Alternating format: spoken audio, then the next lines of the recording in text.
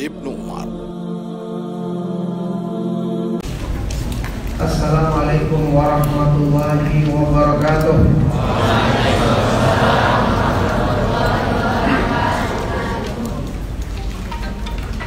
Innal hamdalillah nahmaduhu wa nasta'inuhu wa nastaghfiruh wa na'udzu billahi min shururi anfusina wa min sayyiati a'malina.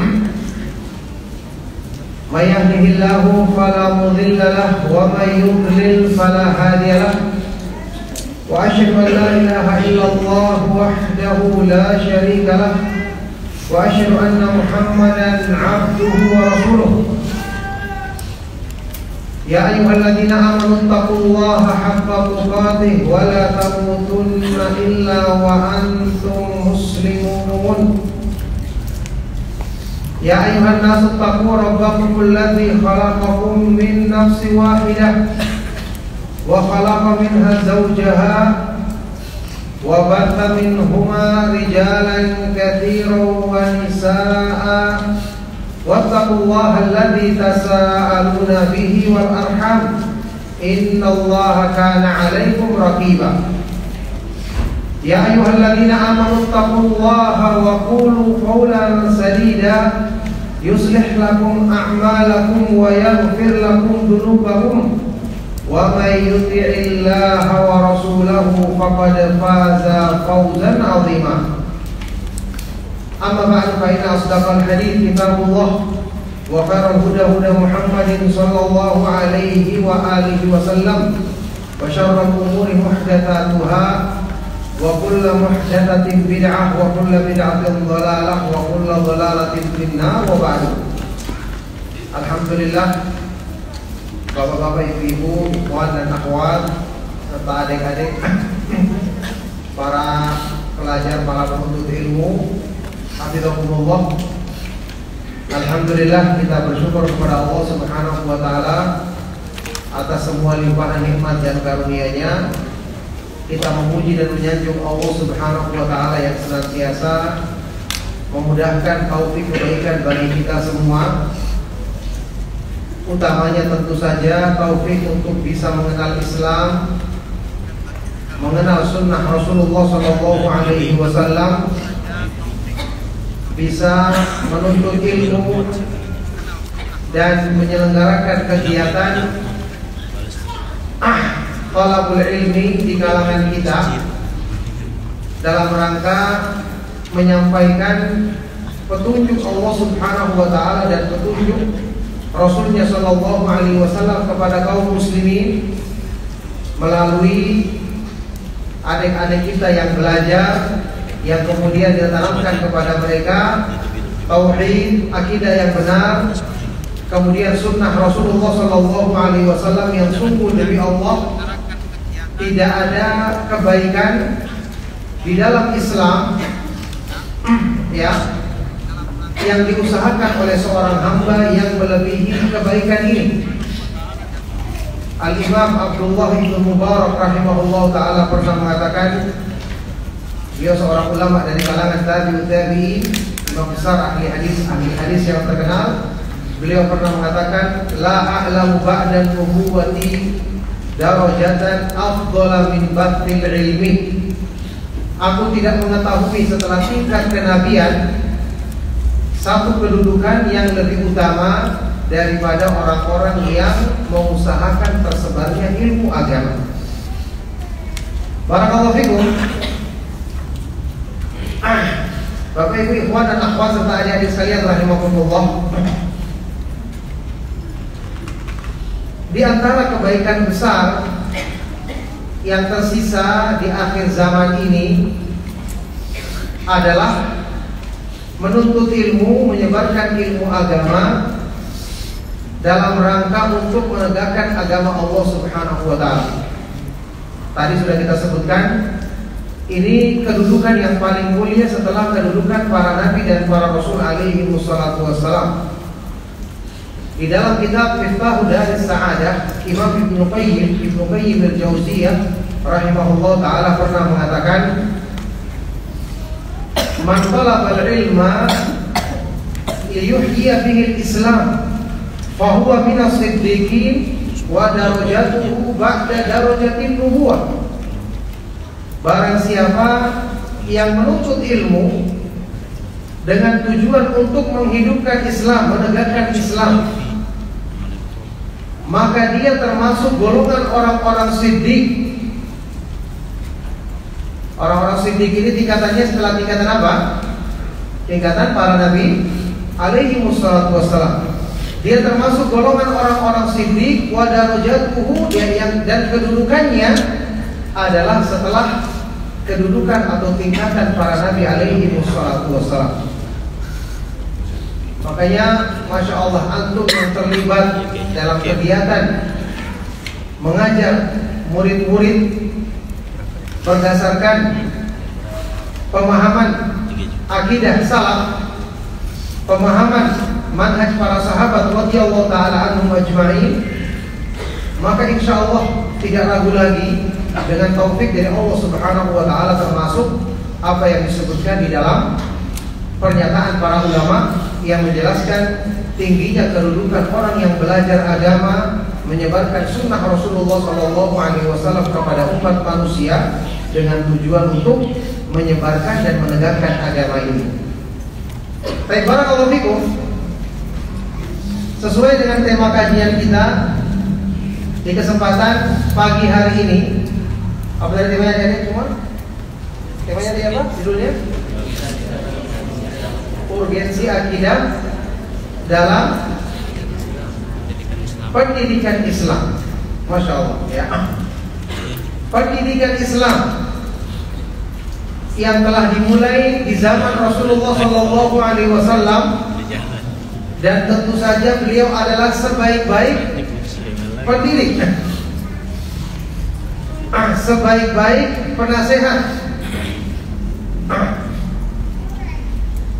Sebagaimana kita ketahui di dalam contoh-contoh pendidikan yang disampaikan oleh Rasulullah SAW, sehingga inilah yang harusnya kita jadikan sebagai teladan. Ya, Rasulullah SAW kita ketahui mendidik para sahabat radhiyallahu taala anhum semasa hidup beliau dengan pendidikan yang tadarruj, bertahap atau berangsur-angsur, dimulai dengan penanaman akidah.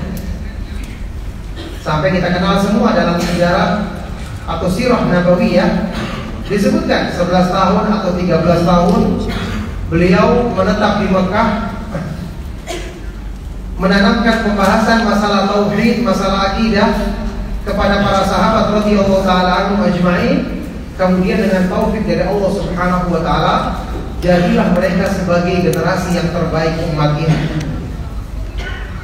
Sampai istimewanya para sahabat yang mendapatkan pendidikan Rasulullah SAW disebutkan di dalam ayat Al-Quran di surat Ali Imran,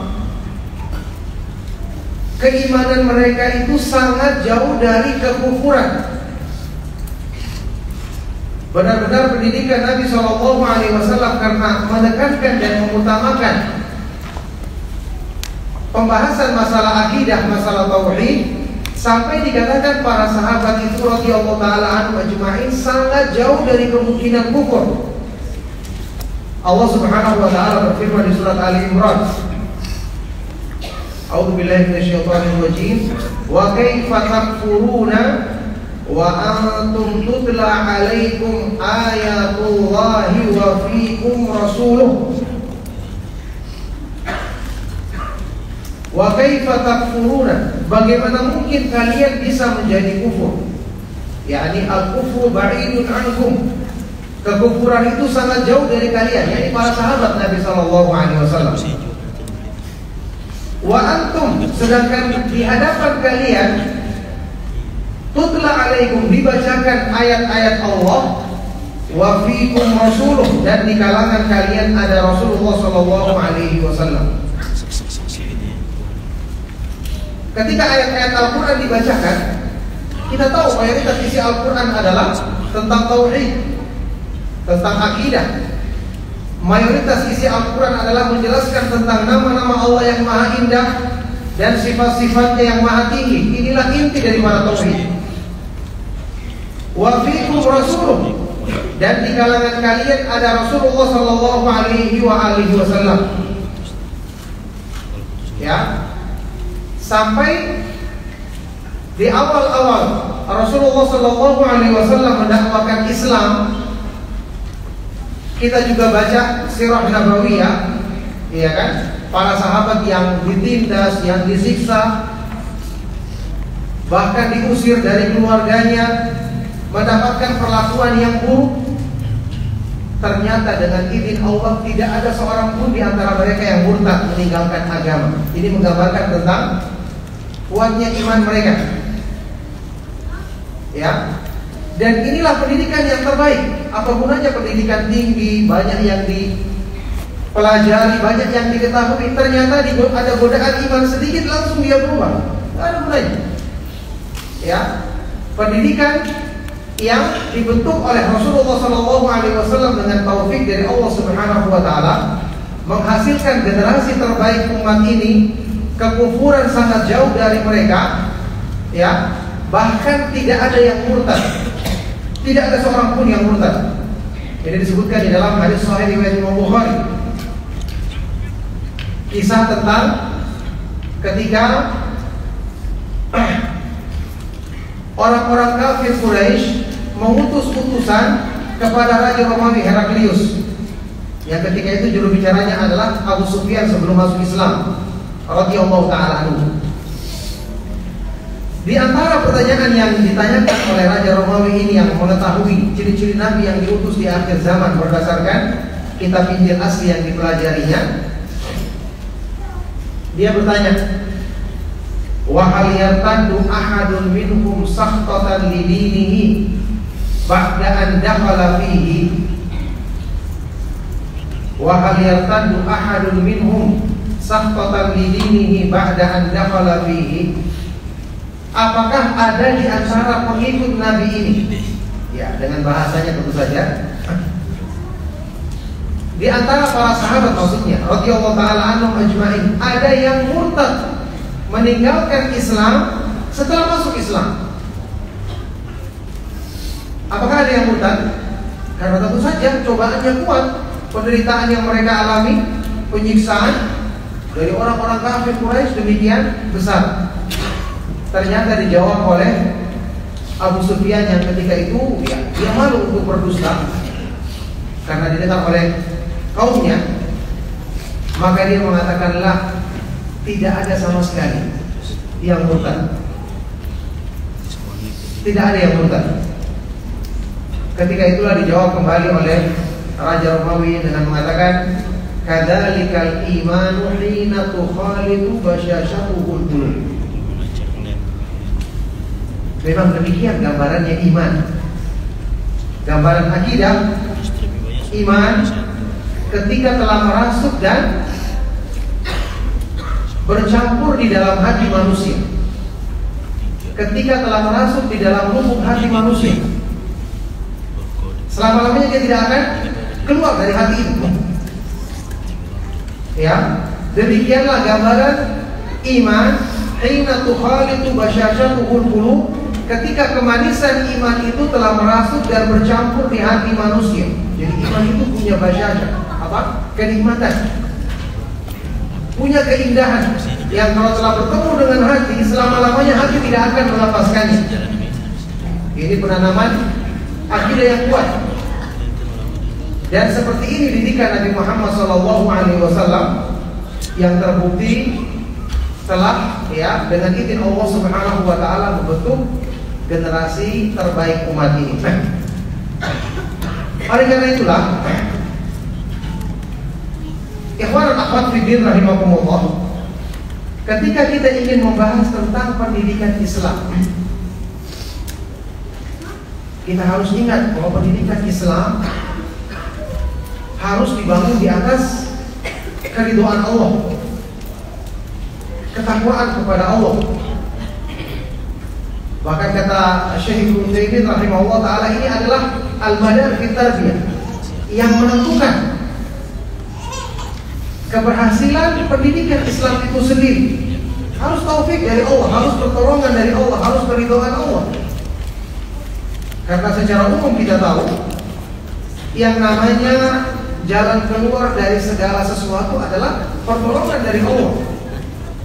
Bertakwa kepada Allah. Wa may yattaqillaha yaj'al lahu makhraja. Barang siapa yang bertakwa kepada Allah Subhanahu wa taala, maka Allah Subhanahu wa taala akan berikan jalan keluar baginya. Yakni sekarang ketika membahas pendidikan Islam, harusnya kita mengambil metodenya, mengambil dasar-dasarnya, termasuk cara mempraktekannya dari orang-orang yang paham Islam. Kita orang yang kenal kajian sunnah, yang kenal kajian dakwah ahlu sunnah wal jamaah, yang kenal pemahaman salaf, pemahaman para sahabat radhiyallahu taala anhum ajma'in, harusnya tidak banyak terpengaruh dengan metode-metode pendidikan sekarang yang mungkin hanya kelihatan indah, tapi dasar pijakan terhadap agama sangat kurang. Ya, ini untuk para pendidik harus mendapatkan perhatian. Buku-buku yang ditulis oleh para ulama ahli sunnah wal jamaah tentang adab-adab menuntut ilmu, adab-adab rawi dan orang-orang yang menyampaikan hadis Rasulullah SAW dan yang mendengarkannya ini telah banyak ditulis. Dan itulah sumber rujukan yang harusnya menjadi pegangan kita dalam menerapkan pendidikan Islam. Kita harus ingat, ya, bahwa pendidikan Islam tentu saja tujuan tertingginya adalah untuk agar kita bisa mentauhidkan Allah Subhanahu wa taala, beribadah kepada Allah Subhanahu wa taala dengan benar, bisa melaksanakan apa yang Allah jadikan tujuan penciptaan kita. Wa ma khalaqtul jinna wal insa illa liya'budun. Tidaklah aku ciptakan jin dan manusia kecuali agar mereka beribadah kepadaku semata-mata. Jadi harus targetnya adalah untuk kita bisa mewujudkan tujuan yang disebutkan di ayat ini. Itulah tujuan pendidikan Islam yang sesungguhnya. Makanya talabul ilmi kenapa dijadikan sebagai amalan yang paling tinggi dibandingkan amalan-amalan sunnah lainnya dalam Islam, yakni amalan-amalan yang selain setelah kewajiban. Ya, para ulama salaf menegaskan menuntut ilmu dengan niat yang benar itu lebih utama daripada kebanyakan amalan-amalan yang sifatnya anjuran dalam Islam, entah itu sholat sunnah, puasa sunnah, atau amal-amal yang lain. Termasuk ini pernyataan Imam Syafi'i rahimahullah ta'ala. Imam Ibnu Rajab bahkan mengatakan nassa katsirun min a'immatis salaf ala anna talabal ilmi afdalu min nawafilil ibadah. Kebanyakan para ulama salaf menegaskan bahwa menuntut ilmu itu lebih utama dibandingkan ibadah-ibadah yang bersifat nafilah, ibadah-ibadah yang bersifat anjuran. Kenapa sampai seperti ini kedudukannya? Karena dengan ilmu kita meraih takwa, kita memperbaiki ikhlas kita, utamanya memperbaiki tauhid kita. Ya, dinukil dari penjelasan Imam Sufyan Ats-Tsauri di dalam kitab Hilyatul Auliya oleh Imam Abu Nu'aim Al-Asbahani. Imam Sufyan Ats-Tsauri rahimahullah taala mengatakan, innama yuta'allamul ilmu liyuttaqallahu bihi wa innama fuddilal ilmu ala ghairihi li'annahu yuttaqallahu bihi. Ilmu itu dipelajari dan dijadikan lebih utama dibandingkan amal-amal yang lain, karena dengan ilmu kita meraih ketakwaan kepada Allah Subhanahu wa taala. Dengan ilmu kita memperbaiki diri kita, kemudian memperbaiki orang lain. Inilah niat ikhlas dalam menuntut ilmu, seperti penjelasan Imam Ahmad bin Hanbal rahimahullah ta'ala. Ya, beliau mengatakan, la syai'a afdalu min talabil ilmi idza hasunat fihi niyyatu. Tidak ada satupun yang lebih utama daripada amalan menuntut ilmu kalau kita bisa melakukannya dengan niat yang baik. Kalau kita bisa melakukannya dengan niat yang baik. Ketika beliau ditanya, apa itu niat yang baik dalam menuntut ilmu? Maka beliau rahimahullah ta'ala mengatakan, Imam Ahmad bin Hanbal rahimahullah ta'ala mengatakan, an yanuwiya bihi raf'al jahli an nafsihi thumma an ghairihi. Yaitu dia meniatkan untuk menghilangkan kejahilan, ketidakpahamannya tentang agama Allah pada dirinya, kemudian menghilangkannya dari orang lain. Jadi ilmu itu mendidik diri kita, baru kita jadikan untuk mendidik orang lain. Makanya ilmu agama kalau tidak mendidik pendidiknya, ya, kalau tidak memperbaiki orangnya sendiri, bagaimana akan bisa mempengaruhi orang lain? Ini harus kita perhatikan. Inilah bedanya pendidikan di zaman salaf dengan kita. Ya, harus bisa memperbaiki diri kita, kemudian memperbaiki orang lain. Nah, ini tidak akan mungkin bisa didapatkan kecuali dengan pendidikan ilmu agama. Yakni orang-orang yang menegakkan pendidikan ini harus orang yang paham agama, paham Al-Quran dan Sunnah dengan pemahaman salaf. Berarti kita harus merujuk kepada kitab-kitab adab menuntut ilmu yang ditulis oleh para ulama kita. Coba antum perhatikan firman Allah Subhanahu wa ta'ala di surat Al-Hasyr. Ketika Allah Subhanahu wa ta'ala menyebutkan orang-orang yang lalai dan tidak mengingat Allah, lupa kepada Allah, Allah berikan balasan untuk mereka seperti yang disebutkan di dalam firman-Nya, wala takunu kalladzina nasullaha fa ansahum anfusahum ulaika humul fasiqun. Dan janganlah kamu berbuat, janganlah kamu menjadi seperti orang-orang yang lupa kepada Allah, lalai dari mengingat Allah, maka Allah jadikan dia lupa kepada dirinya sendiri. Ya, Allah jadikan dia lupa kepada dirinya sendiri. Apa maksudnya?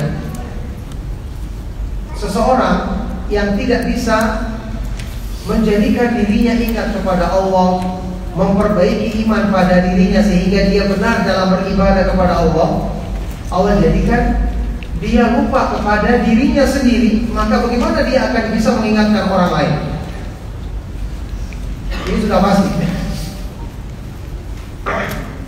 Jadi jangan kita mempertimbangkan, oh orang ini penjelasannya baik, ini teorinya baik, ini pakai penelitian. Memang ini bisa dibutuhkan kalau didasarkan metode yang benar, didasarkan adab-adab dalam pengajaran ilmu yang benar. Tapi kalau hanya sekedar penjelasan, sekedar teori, yakni orang yang misalnya yang menjelaskan metode ini bukan orang yang mengenal manhaj Ahlus Sunnah wal Jamaah. Sekarang yang kita ketahui, metode beragama yang benar, yang selamat dari ancaman azab neraka, ada berapa? Satu atau banyak? Hanya satu. Ma ana alaihi yauma wa ashabi, iya kan? Yaitu yang mengikuti petunjuk dan petunjuk para sahabat. Cuma ini yang benar. Ya, jalan yang lurus cuma satu. Nah, ada orang yang ingin merumuskan teori pendidikan. Dia tidak mengenal manhaj salaf, sehingga pasti akidahnya menyimpang, pemikirannya banyak yang salah, memahami Al-Quran dan Sunnah banyak dengan penafsiran yang tidak menukil penafsiran para ulama salaf, para ulama Ahlus Sunnah wal Jamaah. Nah, orang yang seperti ini dia tidak bisa memperbaiki dirinya sendiri.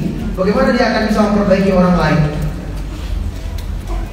Bagaimana dia akan bisa mendidik anak-anak didiknya dengan pendidikan yang benar? Untuk dirinya saja dia tidak bisa berikan hidayah, apalagi memberikan hidayah kepada orang lain. Tidak bisa. Ya, para ulama menyebutkan kaidah yang disebutkan dalam ungkapan orang Arab seperti Syekh Al-Albani rahimahullah dan para ulama lainnya, faqidu syai' la yu'tihi. Sesuatu yang tidak punya tidak bisa memberikan apa-apa. Sesuatu yang tidak punya tidak bisa memberikan apa-apa. Sampai ada kisah dari ulama salaf terdahulu di zaman tabi'in atau setelahnya tabi'in, Imam Muhammad ibn Wasi'. Muhammad ibn Wasi' ini salah satu perawinya Imam Muslim dalam sahihnya. Pernah ada seorang penceramah, ya, datang kepada beliau. Penceramah tentu termasuk pendidik yang selalu menyampaikan ceramah untuk menasihati orang agar berpegang dengan agama. Nah, penceramah ini mengadukan permasalahannya kepada ulama besar di zamannya, yaitu Imam Muhammad ibn Wasi' rahimahullah ta'ala. Penceramah ini bertanya kepadanya, ayyuhal imam, mali ra'aitul quluba la takhsha wal uyuna la tadma' wal juluda la takhsha'ir. Wahai imam, kenapa ketika aku menyampaikan ceramahku kepada orang-orang yang mendengarkan ceramahku, aku melihat hati mereka tidak tunduk, tidak takut, mata mereka tidak menangis, kulit mereka tidak bergetar. Ya, ini kenapa mereka tidak terpengaruh dengan penyampaian ceramahku? Padahal penyampaian ceramahnya berapi-api, semangat. Maka imam ini menjawab dengan pandangan yang didasari dengan ilmu tentu saja. Dia mengatakan apa? Beliau mengatakan, ya fulan, ma ra'aitul qauma utu illa min qibalik. Wahai fulan, yakni wahai ahli ceramah, ma ra'aitu, aku tidak menganggap masalah ini, ya, masalah yang terdapat pada orang-orang yang kamu adukan tadi, aku tidak menganggap masalahnya itu datangnya kecuali dari dirimu sendiri. Ya, ini yang salah bukan pendengarnya, bukan madrunya. Tapi masalahnya adalah pada diri penceramah itu sendiri. Fa inna dzikra idza kharaja minal qalbi waqa'a 'alal qalbi. Sesungguhnya peringatan itu kalau keluarnya dari hati, maka dia akan mudah masuk ke dalam hati. Ada keikhlasan dalam pendidik, dalam diri si pendidik, agar anak didiknya bisa mendapatkan nasihat yang ikhlas sehingga mudah juga masuk ke dalam hati mereka. Jadi nasihatnya dari hati ke hati. Karena si pendidik terlebih dahulu telah mendapatkan pendidikan yang juga dari pendidiknya yang ikhlas. Subhanallah, ini diantara keindahan kita belajar manhaj salaf. Kenapa? Ilmu pengetahuan atau pendidikan Islam itu kan dipengaruhi dari yang menyampaikan. Kenapa Al-Quran dan Sunnah adalah sebaik-baik petunjuk? Fa inna asdaqal hadits kitabullah wa khairul huda huda Muhammadin sallallahu alaihi wasallam. Sebenar-benar ucapan adalah kitabullah dan sebaik-baik petunjuk adalah petunjuk Nabi Muhammad SAW.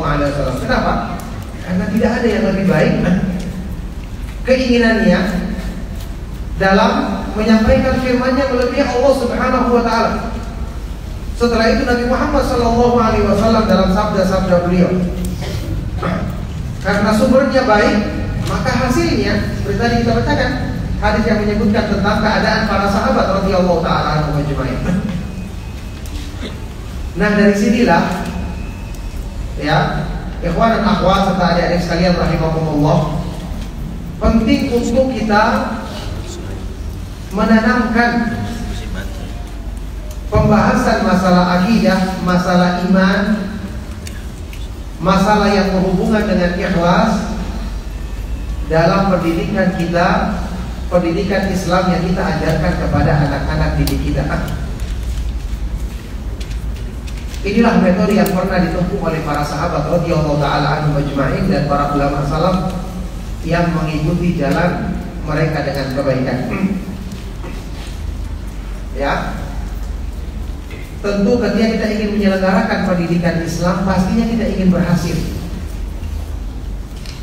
Pastinya kita ingin, ya, paling utama mendapatkan pahala dan keutamaan dari Allah Subhanahu wa taala. Apalagi tadi sudah kita sebutkan, inilah tingkatan yang paling tinggi setelah tingkatan para nabi alaihi wasallam, yaitu orang-orang yang menyebarkan ilmu agama.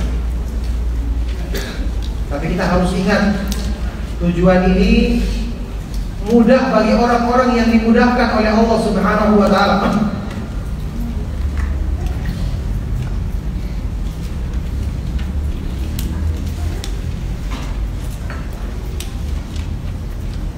Akan mudah bagi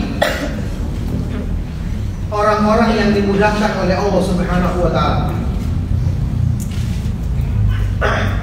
Jadi penting untuk mengusahakan agar ketika kita melaksanakan pendidikan Islam ini, baik itu kepada murid-murid kita, terutama termasuk kepada anak-anak kita di rumah, bagaimana agar usaha kita ini selalu mendapatkan pertolongan dari Allah Subhanahu wa taala. Bagaimana agar selalu mendapatkan pertolongan dari Allah Subhanahu wa taala? Karena kalau tanpa pertolongan dari Allah, semua akan sia-sia. Nah, disinilah peran akidah, menanamkan akidah. Kita tahu dengan akidah yang benar, dengan menanamkan iman yang benar, akan membantu kita untuk ikhlas. Ikhlas dalam beramal, Islam ikhlas dalam berucap, berbuat, termasuk ketika kita mendidik anak-anak kita, ikhlas dalam mengamalkan ilmu yang bermanfaat. Di sini perlu kita ingat, ya, ilmu yang bermanfaat itu bukan cuma terwujud sekedar dengan banyaknya hafalan, tetapi ilmu yang bermanfaat itu adalah ilmu yang semakin kita pelajari, semakin menjadikan hati kita takut dan tunduk kepada Allah. Itu makna firman Allah Subhanahu wa taala di dalam surat Fatir, "Innama yakhsyallaha min ibadihi al-ulama." Sesungguhnya yang takut kepada Allah Subhanahu wa taala di antara hamba-hambanya hanyalah orang-orang yang berilmu.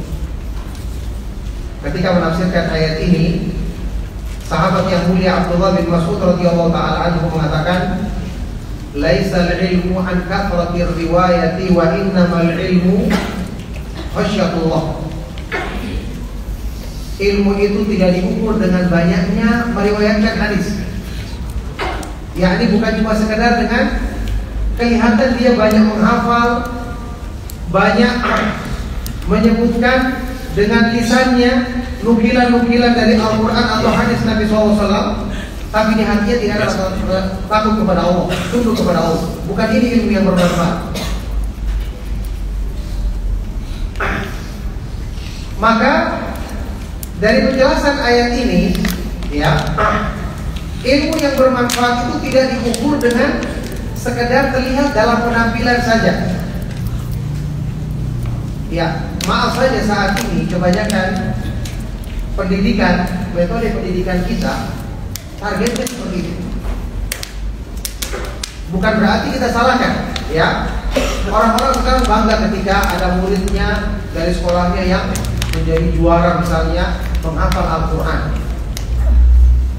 menjadi juara menghafal hadis Rasulullah SAW. Ini jadi kebanggaan sekolahnya, kebanggaan gurunya. Meskipun ini asalnya tidak salah kalau bisa dijaga niatnya. Tapi kita harus ingat, dulu para ulama salaf dalam hal-hal yang seperti ini mereka sangat berhati-hati. Mereka sangat berhati-hati. Contoh seperti kisah yang disebutkan tentang athar dari sahabat yang mulia Abdullah bin Umar radhiyallahu taala anhuma yang disebutkan ketika beliau menghafal surat Al-Baqarah duduk selama 2 tahun. Artinya mereka tidak terburu-buru dalam menghafal karena mereka mempertimbangkan kualitas, bukan sekedar kuantitas. Ya.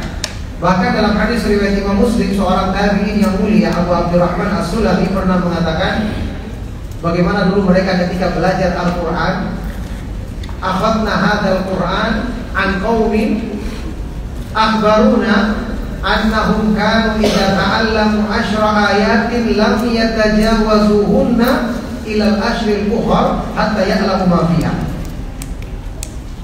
Saya belajar Al-Qur'an dulu dari para sahabat. Mereka menceritakan kepada kami bahwa dulu ketika mereka belajar 10 ayat Al-Quran, mereka tidak akan melangkah ke 10 ayat berikutnya sampai mereka memahami kandungan maknanya. Jadilah generasi yang terbaik karena mereka belajar benar-benar untuk diamalkan. Nah sekarang ikhwan dan akhwat fiddin rahimakumullah, penanaman akidah dengan izin Allah Subhanahu wa taala akan menjadikan pendidikan Islam yang dia terapkan dekat dengan pertolongan Allah. Karena kita tahu tauhid adalah sebab utama keridhaan Allah Subhanahu wa taala kepada manusia. Tidak mungkin Allah Subhanahu wa taala meridhai hamba-hambanya yang tidak menegakkan tauhid. Oleh karena itu,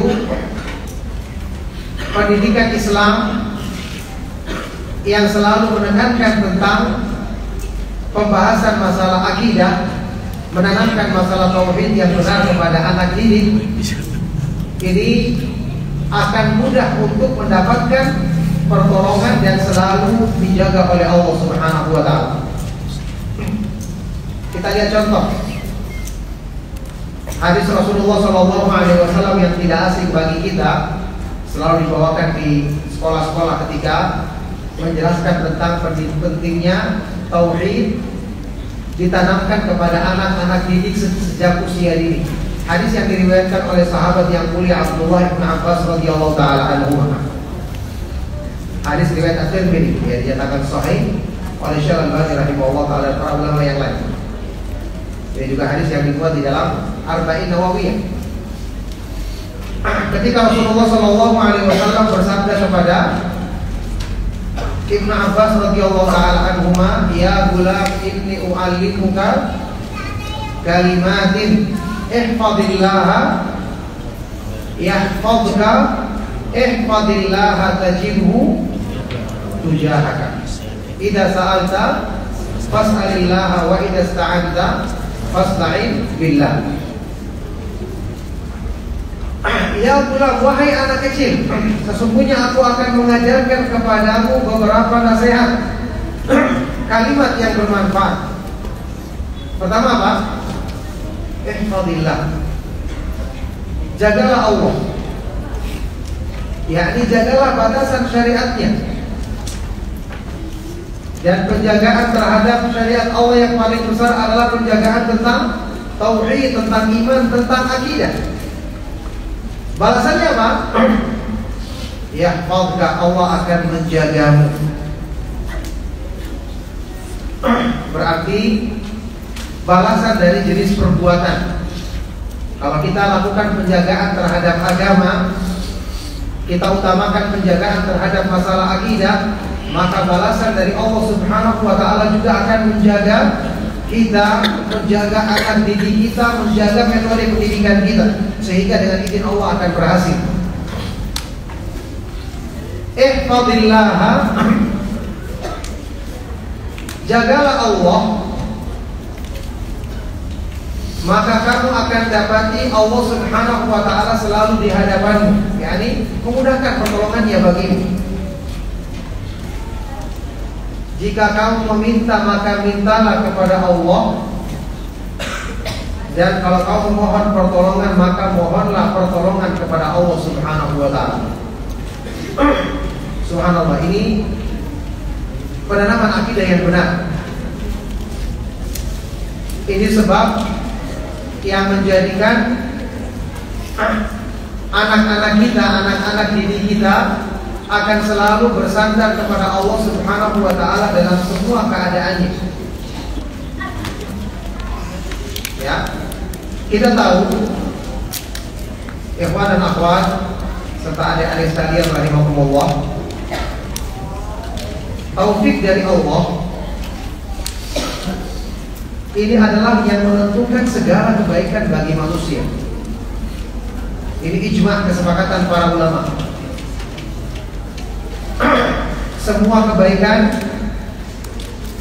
itu didapatkan oleh manusia dengan taufik dari Allah Subhanahu wa Ta'ala. Maka mengusahakan sebab-sebab untuk mendapatkan taufik dalam pendidikan, ya, termasuk dalam mengusahakan kebaikan untuk diri kita, untuk anak-anak kita, untuk anak didik kita, semua adalah kembali kepada taufik dari Allah Subhanahu wa Ta'ala. Sekarang kita lihat ada penjelasan yang disampaikan oleh Imam Ibnu Qayyim rahimahullah ta'ala di dalam kitab Al-Fawaid tentang makna taufik. Ini sangat erat kaitannya dengan akidah dan penanaman tauhid. Makna taufik dan makna ini yang kata beliau disepakati oleh semua para ulama. Makna taufik, ya, yang merupakan sumber kebaikan bagi semua manusia. Kata beliau, wa qad ajma'al ulama, sungguh para ulama telah sepakat mengatakan ala anna taufiqa alla yakilaka Allahu ila nafsika fi fi'lil hasanati wa tarki sayyi'at. Para ulama telah bersepakat mengatakan bahwa makna taufik dari Allah yaitu ketika Allah Subhanahu wa Ta'ala tidak menjadikan kamu bersandar pada dirimu sendiri, tidak menyerahkan kamu pada dirimu sendiri dalam melakukan kebaikan-kebaikan atau meninggalkan keburukan-keburukan. Inilah taufik, yang berarti intinya adalah selalu bersandar dan bergantung kepada Allah dalam semua keadaan kita. Sekarang ternyata apa yang disebutkan dalam makna taufik ini adalah inti kesimpulan yang kita dapatkan dari kita belajar tauhid yang benar. Sewaktu kita belajar akidah yang benar, ya, orang yang belajar akidah akan selalu diingatkan bahwa Allah Subhanahu wa Ta'ala yang maha kuat dan maha perkasa, sementara manusia itu penuh dengan kelemahan dan kekurangan. Supaya dia kuat, dia harus bersandar kepada Allah. Idza sa'alta fas'alillah wa idza sta'anta fasta'in billah. Kalau kamu meminta, maka mintalah kepada Allah. Kalau kamu mohon pertolongan, maka mohonlah kepada Allah. Ya, makanya Allah Subhanahu wa Ta'ala ketika mengandaikan makna taufik ini di dalam Al-Quran, disebutkan di dalam firman Allah Subhanahu wa Ta'ala di surat Hud ayat 88 dari ucapan Nabiullah Syuaib alaihi salam yang mengatakan apa? Wa ma taufiqi illa billahi alaihi tawakkaltu wa ilaihi unib. Tidaklah aku mendapatkan taufik kecuali dengan pertolongan Allah. tidaklah aku mendapatkan taufik kecuali dengan pertolongan Allah. Alaihi tawakkaltu, hanya kepadanya aku bersandar, aku berserah diri, dan kepadanya aku selalu kembali. Digandingkan di sini taufik dengan tauhid. Ketika seorang hamba semakin bersandar kepada Allah, ternyata dia semakin dekat dengan taufik dari Allah Subhanahu wa taala. Sekarang kira-kira kalau ada pendidikan Islam yang tidak menekankan masalah tauhid, bagaimana dia akan dapatkan taufik untuk keberhasilan pendidikannya tersebut?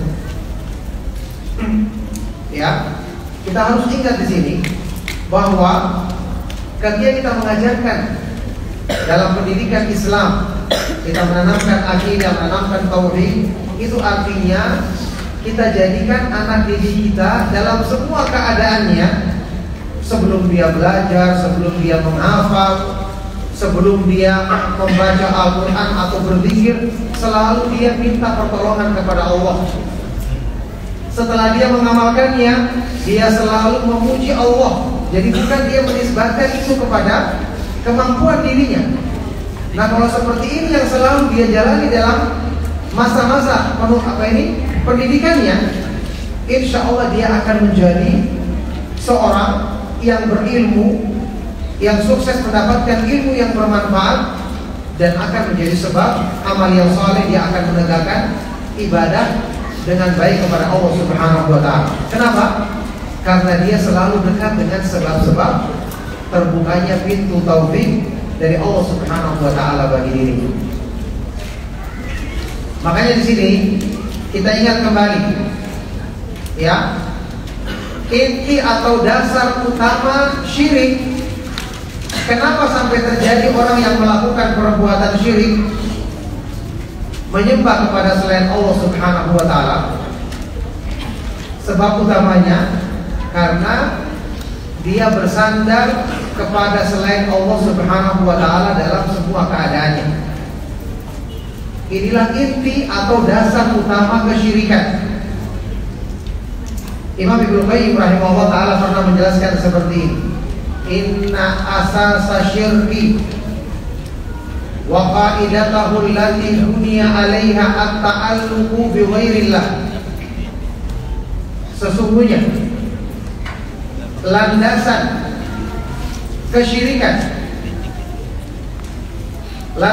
kesyirikan dan fondasinya yang semua bangunan syirik dibangun di atasnya adalah at-ta'alluqu bi ghairillah. Bergantung, bersandar secara berlebihan kepada selain Allah Subhanahu wa taala.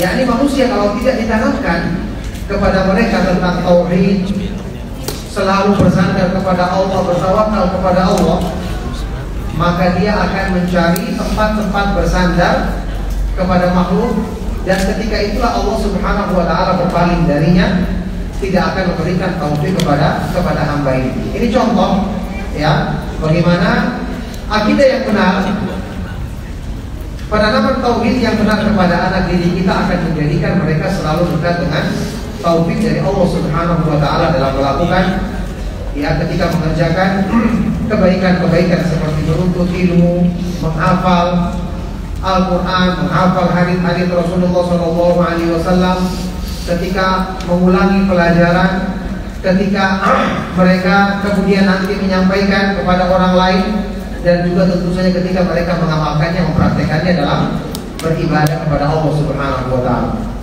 Nah, oleh karena itulah, ikhwan dan akhwat serta adik-adik sekalian rahimakumullah, contoh yang sempurna dari para nabi alaihi wassalatu wassalam ketika mereka mewasiatkan kepada anak-anak didik mereka, termasuk anak-anak mereka, dengan wasiat yang terbaik yang mereka selalu tekankan adalah wasiat untuk selalu menegakkan tauhid, menyembah kepada Allah Subhanahu wa taala semata-mata dan tidak menyekutukannya. Seperti yang disebutkan di dalam Al-Qur'an di surat Al-Baqarah, ya, tentang wasiat Nabi Yakub alaihi salatu wasallam kepada anak-anaknya. am kuntum syuhada'a id hadara Ya'qub al-mautu id qala li banihi ma ta'buduna min ba'di qalu na'budu ilahaka wa ilaha abaika Ibrahim wa Ismail wa Ishaq ilaha wahidan wa nahnu lahu muslimun. Apakah kalian ikut hadir dan menyaksikan ketika Nabi Ya'qub alaihi salatu wassalam menjelang kematiannya, saat-saat menjelang kematiannya sakit keras, ketika itu dia berwasiat kepada anak-anaknya, bukan dengan wasiat urusan dunia, bukan dengan wasiat-wasiat ya tentang bagaimana mereka nanti makan, bagaimana nanti mereka bisa mendapatkan harta dan seterusnya. Tapi yang dia sampaikan adalah madza ta'buduna min ba'di, ma ta'buduna min ba'di, apa yang kalian sembah setelahku. Ya, ini bagaimana kalian mentauhidkan Allah sepeninggalku nanti. Kalau maka anak-anaknya menjawab, na'budu ilahaka, kami akan tetap menyembah sembahan yang kamu sembah, yaitu Allah Subhanahu wa taala semata-mata. Dan sembahan yang disembah oleh bapak-bapakmu, Nabi Ibrahim alaihissalatu wassalam, Ismail, Ishak, sebagai sembahan yang satu, dan kami hanya selalu berserah diri kepadanya. Para Nabi alaihissalatu wassalam mengetahui orang yang menjaga tauhid pasti Allah akan menjaganya. Orang yang memperhatikan masalah iman pasti Allah akan membelanya. Karena Allah Subhanahu wa taala menjadikan di dalam Al-Qur'an, innallaha yudafi'u 'anil ladzina amanu. Sesungguhnya Allah Subhanahu wa taala akan selalu membela, menjaga hamba-hambanya yang beriman. Oleh karena itulah ini kenapa metode pendidikan Islam berdasarkan manhaj salaf selalu menekankan untuk menitik beratkan tentang masalah akidah, pembenaran iman, pembenaran tauhid, karena ini yang menjadi sebab dekatnya seorang hamba dari pertolongan Allah Subhanahu wa taala, dekatnya hamba ini dari taufik dari Allah Subhanahu wa taala dalam setiap langkahnya, ketika dia menuntut ilmu, ketika dia menghafal ilmu, ketika dia memahami ilmu, dan ketika dia menyebarkannya, ketika dia mengamalkannya, kemudian menyebarkannya kepada umat ini.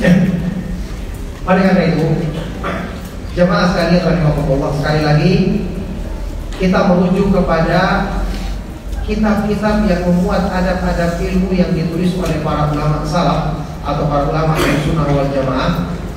Ini lebih dari cukup untuk menjelaskan tentang metode pendidikan Islam yang benar, yang tentu saja bisa dan cocok untuk diterapkan dalam semua keadaan, di setiap waktu dan di semua golongan umur manusia.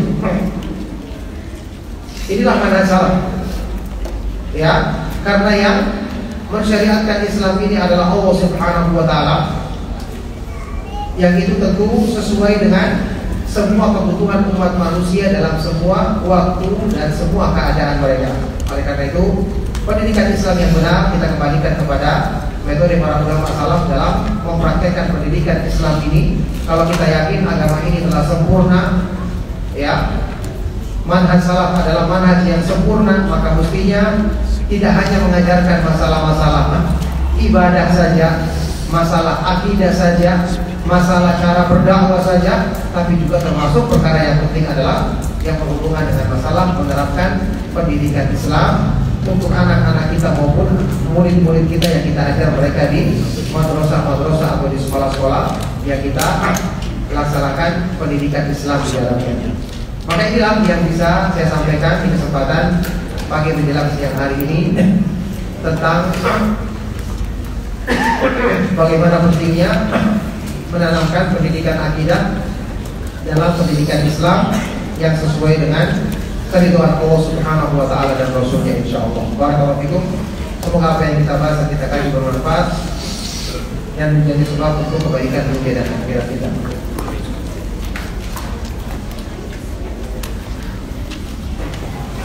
Ya.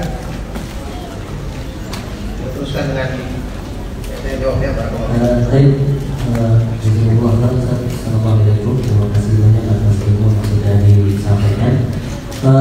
Insyaallah kita masuk ke sesi tanya jawab. Ya. Untuk tanya jawabnya mungkin akan didahulukan dulu pertanyaan yang berkaitan dengan materi kajiannya. Pertanyaan yang pertama, Assalamualaikum Ustaz. Apa bisa disebutkannya, apakah boleh kita mengajar anak-anak kecil tetapi ilmu kita masih sedikit dan masih belajar juga? Iya, barakallahu fikum. Pertanyaan yang sangat baik sekali. Semoga Allah Subhanahu wa taala mudahkan taufik kebaikan bagi antum yang bertanya dan juga untuk kita semua.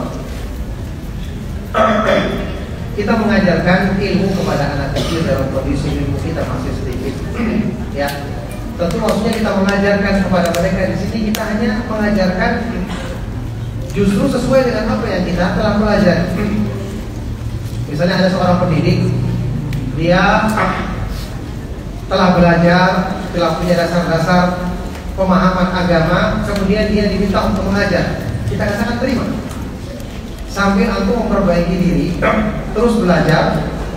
Yang penting jangan menyampaikan lebih daripada apa yang telah kita ketahui. Kita pernah belajar misalnya satu pembahasan masalah akidah, itu yang kita sampaikan. Kalau ada hal-hal yang tidak kita paham, tanyakan kepada ustaz yang lebih paham, agar nanti kita jangan salah dalam menyampaikan. Apalagi kalau perkara-perkara yang mudah, yang dasar-dasar akidah, insya Allah telah kita pelajari, pernah kita ikuti kajiannya, maka ini bisa disampaikan kepada yang lain. Nanti kalau ada hal-hal yang ditanyakan misalnya, atau hal-hal yang mungkin kita kurang pahami dengan baik, tanyakan kepada orang yang berilmu. Maka dengan sebab ini insya Allah Allah Subhanahu wa taala akan memudahkan kita termasuk ke dalam golongan orang-orang yang mendapatkan keutamaan menyebarkan ilmu agama insya Allah. Nah, pertanyaan selanjutnya, Assalamualaikum warahmatullahi wabarakatuh. Bagaimana dan apa contoh penanaman akidah dan tauhid yang paling utama dalam mendidik anak di usia ini? Iya, barakallahu fikum. Penanaman akidah dan tauhid dalam mendidik anak di usia dini ini justru lebih mudah dibandingkan ketika kita mengajarkan tauhid kepada orang yang sudah besar, orang yang sudah dewasa. Kenapa demikian? Karena kita tahu anak yang masih kecil berarti dia masih dekat dengan fitrah. Ingat sabda Rasulullah SAW dalam hadis riwayat Imam Bukhari dan Muslim, kullu mauludin yuladu ala fitrah fa abawahu yuhawidanihi aw yunassiranihi aw yumajjisanihi. Semua bayi yang dilahirkan itu semua di atas fitrah. Maka kedua orang tuanya lah yang menjadikan dia Yahudi, Nasrani atau Majusi. Dalam hadis yang sahih riwayat Imam Muslim, hadis qudsi, Allah Subhanahu wa taala berfirman, inni khalaqtu ibadi hunafa'a thumma innahu atathumus syayatin fajtalakum an dini.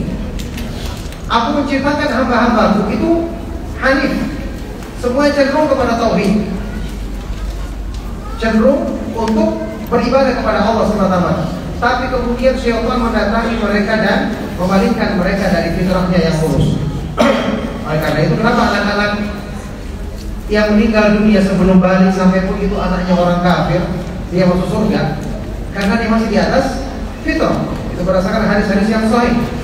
Ya, karena masih di atas fitrah. Oleh karena itu, waktu kita mengajarkan kepada anak-anak kita untuk mengenal Allah, untuk selalu menisbatkan taufik kepada Allah setiap dia dapatkan kebaikan, kita katakan puji Allah, alhamdulillah.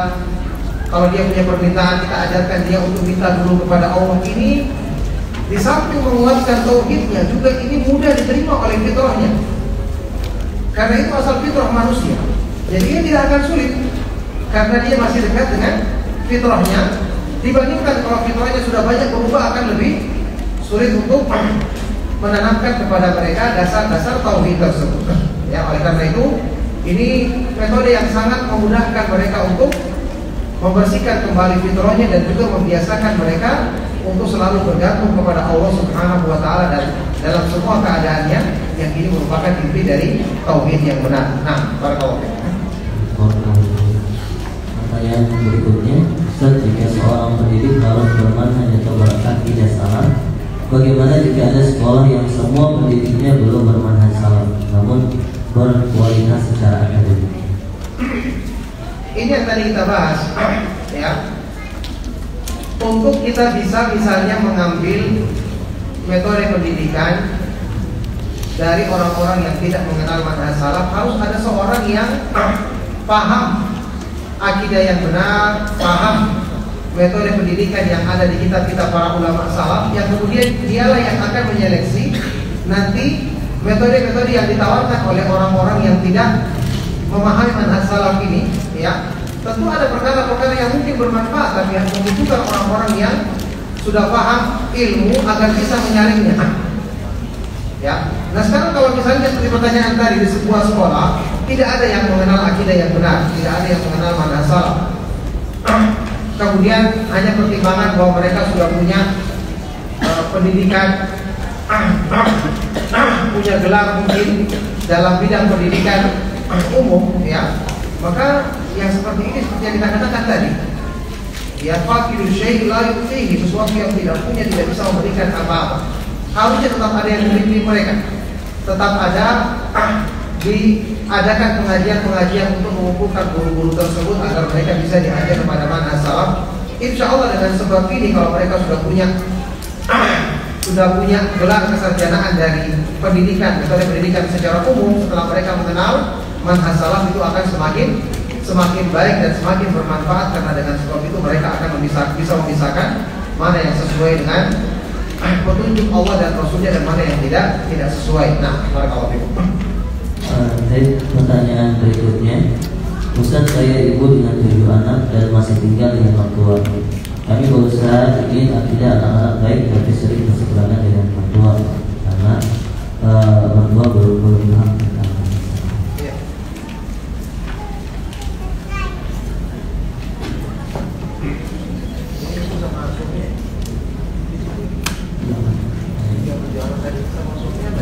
itu. Saya kurang paham yang jelas.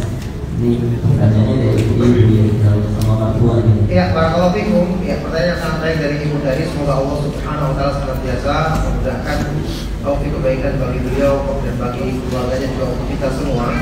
Kalau ibu ini maksudnya dia tinggal sama suaminya, maka seorang suami itu ketika dia berkeluarga, ya, hak istrinya untuk mendapatkan tempat tinggal sendiri. Ya, itu termasuk haknya.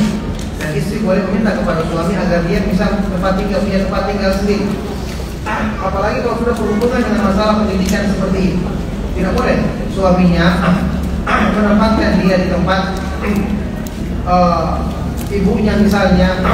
Ya, kalau mungkin sekedar ada kebutuhan untuk bisa memperhatikan kondisi ibunya, dia bisa mencari rumah yang dekat-dekat dengan tempat tinggal ibunya.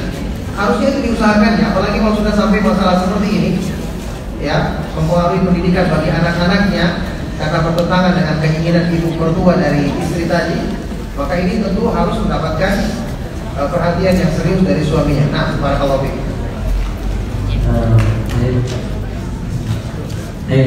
Mungkin dari ibu-ibu lagi, Afan, saya ada bertanya, mengapa kita harus mengamalkan ilmu? Apa guna ilmu itu di waktu dewasa nanti? Saya sebagai perempuan di saat sudah besar pasti berakhir tidak puas. Jadi kenapa kita harus mengamalkan ilmu kalau nanti pada akhirnya saya sebagai perempuan berakhirnya tidak puas? Iya, karena dia berakhirnya di dapur dia bukan untuk tidur kan? Dia untuk bekerja di situ. Di dapur dia menyiapkan misalnya makanan untuk keluarganya, kan dia niatkan ikhlas karena Allah agar dia dapat pahala yang besar. Pertanyaan yang terbaik untuk seorang anak perempuan, apakah lebih baik dimasuk pesantren atau sekolah full day, namun tetap mempunyai quality time dengan keluarga? Pesantren atau full day? Iya, barakallahu fikum. Yang seperti ini mungkin satu orang dengan satu keluarga dengan keluarga yang lain bisa berbeda-beda. Ya, ibu dan ayahnya tentu mereka akan memperhatikan keadaan dari anaknya atau putrinya, putri mereka, mana yang lebih sesuai. Tidak mengapa dia bertanya. Dan ketika dia banyak mengurus masalah ini, tidak sia-sia, itu merupakan bagian dari pahala dan keutamaan karena dia mendidik anaknya dengan sebaik-baiknya.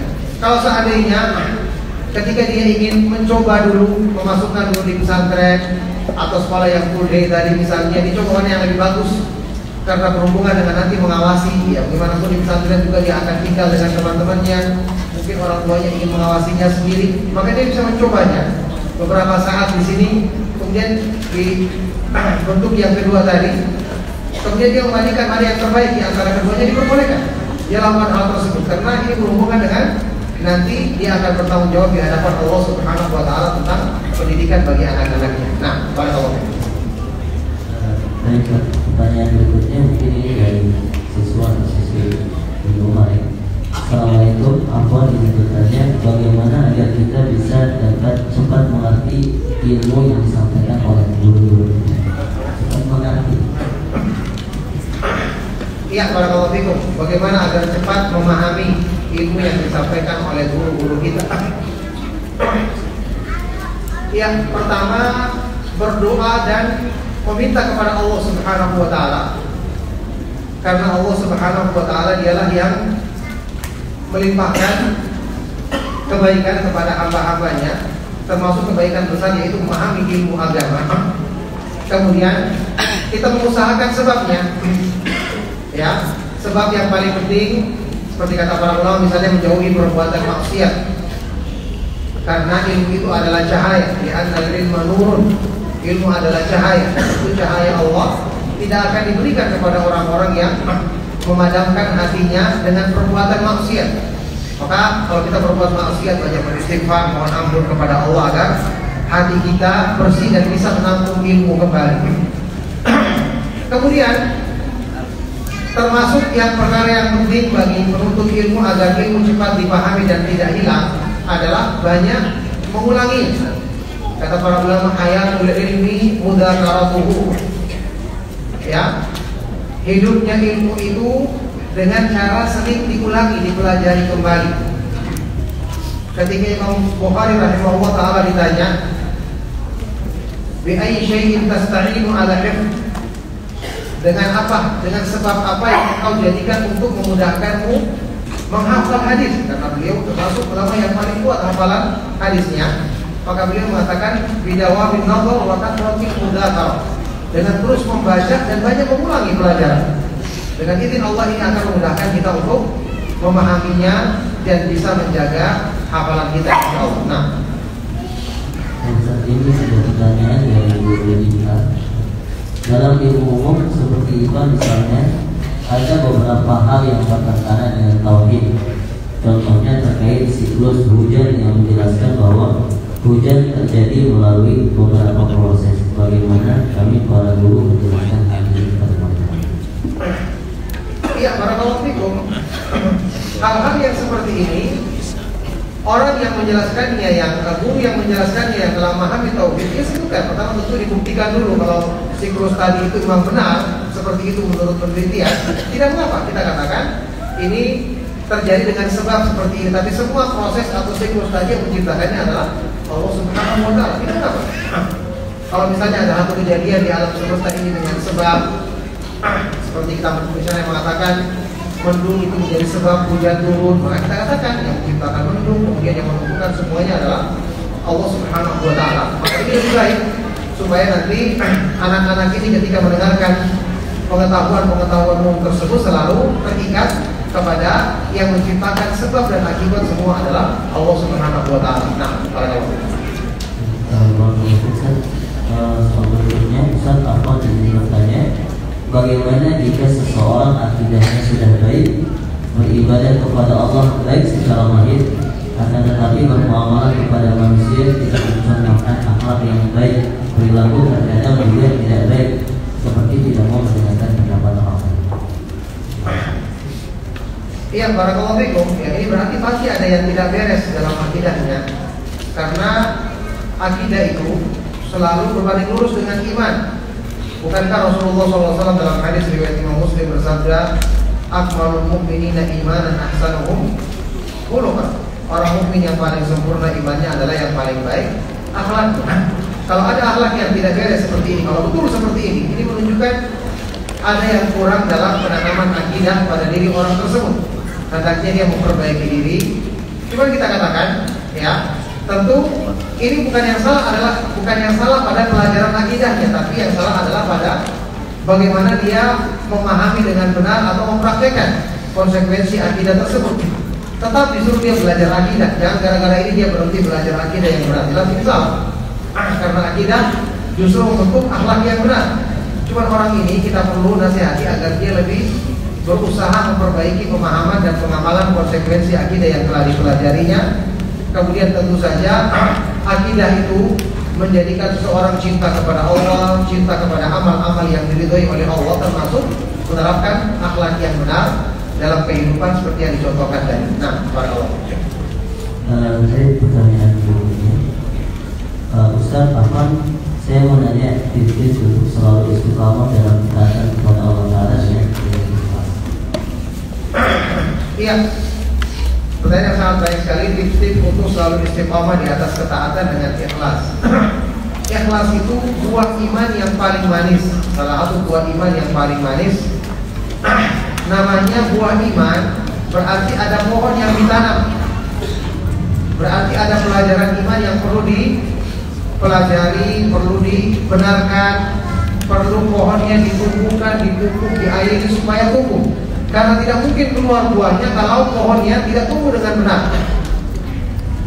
Ya, makanya ikhlas itu bukan teori yang dikatakan sekedar saya ingin ikhlas, ya, tapi harus kita belajar. Harus kita perbaiki tauhid kita. Kita harus mengenal Allah Subhanahu wa taala dengan nama-nama dan sifat-sifatnya yang maha indah. Setelah kita pelajari, kita praktekkan, insya Allah baru kita akan perbaiki keikhlasan kita sedikit demi sedikit. Dulu para ulama salaf ketika mereka belajar agama, awal-awalnya ikhlas mereka juga tidak sempurna. Sampai di tengah jalan mereka belajar, kemudian memperbaiki diri sedikit demi sedikit, baru sempurna keikhlasan mereka. Sebagaimana pernyataan dari Imam Ad-Darqutni yang mengatakan, "Talabna ilma li ghairillahi fa aba ayyakuna illa lillah." Kami dulu menuntut ilmu bukan karena Allah, tapi ilmu enggan kecuali membawa kami untuk ikhlas dalam niat untuk Allah semata-mata. Jadi ilmu yang memperbaiki mereka dengan taufik dari Allah Subhanahu wa taala. Nah. Assalamualaikum, Ustaz Afwan. Saya ingin bertanya, bagaimana kalau seseorang yang menyampaikan ilmu, tetapi ilmu yang disampaikan itu salah? Dia baru tahu bahwa yang disampaikan olehnya salah. Iya, barakallahu fikum. Taubatnya itu seperti yang disebutkan di dalam firman Allah Subhanahu wa taala, "Illal ladzina tabu wa aslahu wa bayyanu faulaika atubu alaihi." Kecuali orang-orang yang bertobat, memperbaiki diri dan menjelaskannya.